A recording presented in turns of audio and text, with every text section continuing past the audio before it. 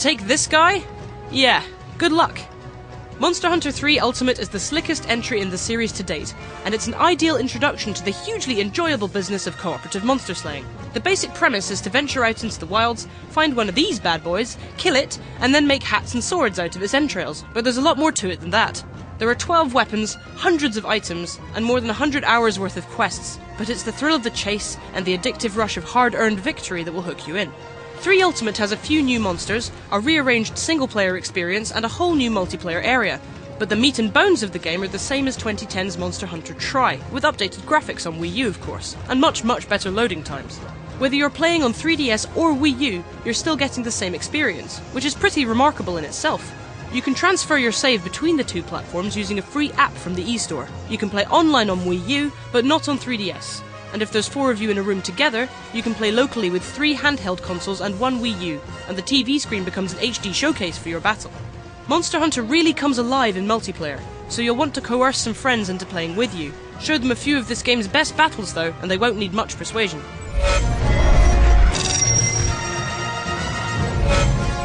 The best moments in Monster Hunter are when you meet a new beast for the very first time. These creatures look incredible. Aggressive, distinctive, and properly alive. They don't have anything so obvious as a health bar. You have to ascertain how close you are to victory by observing their behavior, watching for a limp, a damaged wing, or signs of tiredness. This is one of the best things about Monster Hunter. You have to rely on your instincts and get to know your quarry. It's clear that Capcom has spent most of its time making the monsters themselves look better. The environments, by contrast, are still very sparse, with some textures that are noticeably out of place in HD. The Wii U gamepad and 3DS touchscreen can be customized with panels, so you can put your map, health, stamina, item pouch, and whatever else on the bottom screen if you want, giving you an unobstructed view of the action. Underpinning Monster Hunter's grand battles is a lovely, quirky sense of humour.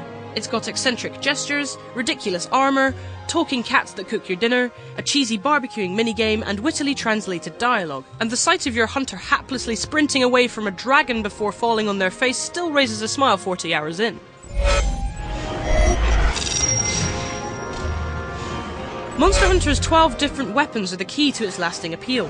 Whenever your hunting style is starting to feel stale, you can craft yourself a new weapon and the game transforms. Playing with a greatsword feels almost like a completely different game than playing with a bowgun. Each weapon is easy to learn, but there are nuances to the combat system that reward those willing to dig deeper. The single player sees you trying to save a quaint little fishing town called Moga Village from mysterious monster-related earthquakes. You get to know and love this place as you're taught how to hunt. There's a farm where you can enlist feline minions to grow useful items for you, and a fishing fleet that can bring back useful treasure. Whilst free hunting in Moga Woods gains you resources that you can use to help the villagers out when you're not out on quests. When it's time for multiplayer, you head to Port Tanzia, where you can meet up with friends. Multiplayer is crucial to the Monster Hunter experience. Local multiplayer is easy to set up, but the online interface on Wii U is unfortunately still as archaic as it was in Tri. One connection error and you'll be booted all the way back to the start screen. Once you've managed to connect to a lobby though, it rarely stumbles. Even 50+ hours in, you'll still be seeing new monsters, though you'll also be seeing a lot of the same ones, and subspecies of different colours. If you want to make a full set of armour out of a monster, you'll have to hunt it a lot. It can start to feel like a grind. Friends come in handy here to alleviate the repetition. Monster Hunter has often been a series where you have to work around its quirks, whether it was the absurd claw-like hand position needed to operate the camera on PSP versions, or the inconvenient lack of online multiplayer. With 3 Ultimate, a lot of these frustrations are gone. Both versions control well. Monster Hunter 3 Ultimate wasn't made for the Wii U controller, and it does feel a little awkward at first, but it never gets in the way of enjoying the game.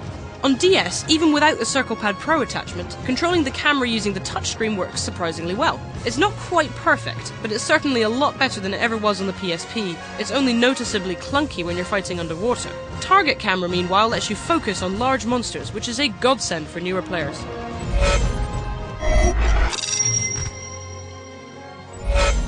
Monster Hunter 3 Ultimate is a good update of a great game that's starting to show its age, but it's still very much worth your time and money.